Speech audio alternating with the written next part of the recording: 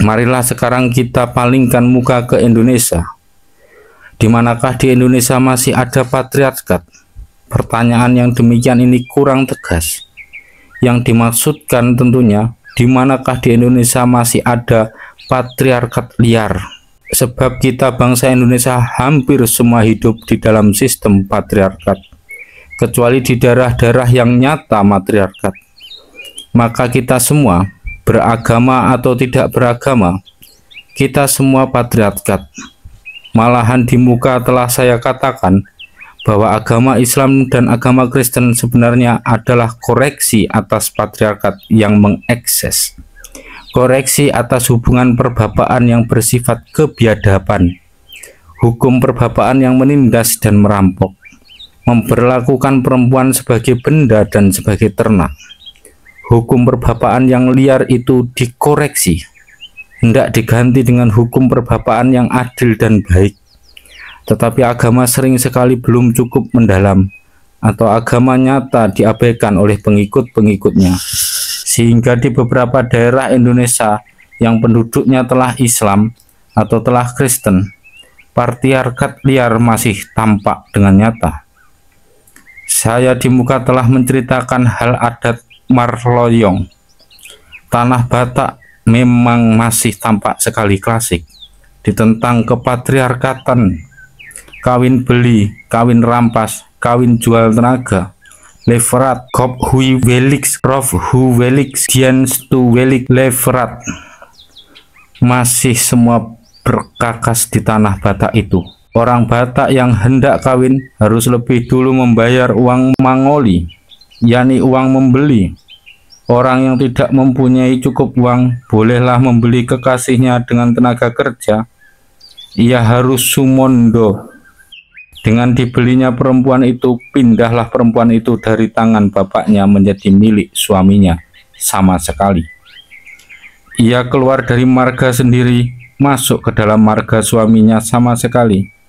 Ia tidak mewaris harta benda suaminya itu. Kalau suaminya itu meninggal, ia tidak boleh mewaris, malahan akan diwariskan. Kalau suaminya itu tidak mempunyai saudara atau tidak mempunyai keluarga dekat, maka sepeninggalan suaminya itu, ia boleh kembali kepada marganya sendiri, tetapi ia dimustikan membayar kembali uang belinya lebih dahulu. Anak-anaknya yang perempuan tidak boleh ikut mewaris harta benda peninggalan bapaknya, oleh karena mereka kelak toh akan dibeli orang lain, toh akan menjadi milik orang lain, dan meninggalkan marga bapaknya. Pembaca melihat semua sifat-sifat patriarkat terdapat kembali di tanah Batak itu. Dengarkanlah perumpamaan Batak di bawah ini. Sian dangkana tu rantingna, siang angkana tu anggina. Dalam bahasa Indonesia kira-kira sebagai berikut. Dari dahan kerantingnya, dari kakak ke adiknya. Ya, kalau saudara tua mati, saudara muda akan mengganti dia. Orang yang mencintai adat ini barangkali akan mengatakan bahwa Levrat toh ada baiknya juga. Memang, barangkali Levrat ada baiknya juga. Si janda tidak terus menjadi janda, tetapi segera ada orang yang mengurus akan dia. Memang ada satu syair lain lagi yang sering dijanjikan oleh perempuan Batak. Tumang gunan unang muli, tu anak si sada tung mate a anom, dang adong namang abia.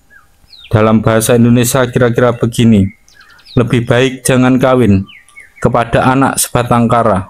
Kalau dia nanti mati, tidak ada penggantinya. Nyatalah dari syair ini bahwa perempuan-perempuan itu sendiri seperti senang kepada Levrat.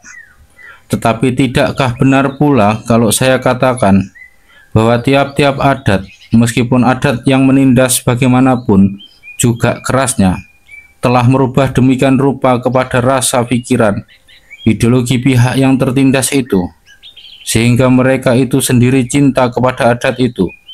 Tidakkah benar kalau saya katakan bahwa banyak perempuan cinta kepada pingitan, cinta kepada hal bahwa si laki-laki menguruskan segala apa saja bagi mereka, dan mereka tak usah ikut banyak pusing kepala ini dan itu.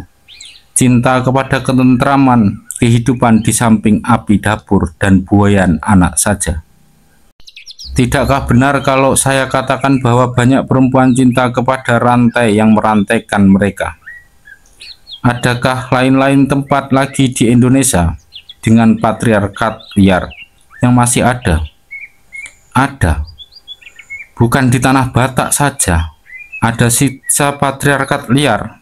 Perhatikanlah, adat membayar uang jeuname sebelum laki-laki kawin di salah satu daerah Aceh mengingat kita kepada kawin beli, terutama sekali oleh hal yang berikut. Kalau si istri meninggal dunia, maka si laki-laki itu boleh mengambil salah seorang gadis saudari istri yang meninggal itu sebagai gantinya, dengan tak usah membayar lagi jeuname sepeser pun juga. Di daerah Gayo dan Alas, nyatalah perkawinan satu perbuatan membeli orang. Di sana orang perempuan yang telah kawin dan telah dibayar harganya disebutkan orang anggo atau gayo atau alongi alas. Dua-dua perkataan ini bermakna terbeli. Keluarganya menamakan dia jualan yang artinya jualan, barang jualan. Kalau suaminya mati, berjalanlah leveret yang ngalih atau mengalih sebagai milik kepada lain tangan. Dan kalau suaminya tiada saudara atau keluarga, bolehlah ia pulang kembali ke kampungnya, tetapi anak-anaknya tak boleh dibawa. Laba pembelian itu tak boleh dibawa keluar, tetapi harus tetap menjadi rezeki pihak yang membeli. Di Lampung pun di beberapa daerah masih sangat tampak sifat penjual belian itu. Seorang etnolog mengatakan, perempuan di Lampung yang telah dibeli oleh seorang lelaki tidak mempunyai hak apa-apa lagi sama sekali. Segala apa yang menjadi miliknya, sehingga anak-anaknya sekalipun menjadi milik si laki-laki itu. Kekuasaan bapak tidak terbatas. Si bapak itu berhak mengawinkan anak-anak perempuannya kepada siapa saja yang mau mengawini kepadanya. Malahan sampai di bagian pertama abad ke-19, si bapak itu menjual anak-anaknya sebagai budak belian. Di Lampung inilah dan juga di daerah Bengkulu sampai sekarang masih ada adat jujur, adat kulo, adat bayar uang antaran, yang semuanya pada hakikatnya ialah adat jual beli perempuan. Besarnya jujur atau antaran itu kadang-kadang ribuan rupiah.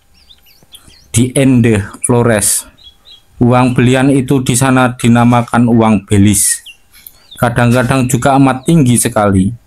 Saya sendiri di Ende pernah menyaksikan orang membayar uang belis 800 rupiah waktu uang masih mahal. Uang-uang pembelian yang amat tinggi itulah menjadi sebab di beberapa daerah Lampung, Bengkulu, dan Flores banyak gadis tua. Di Ende ada beberapa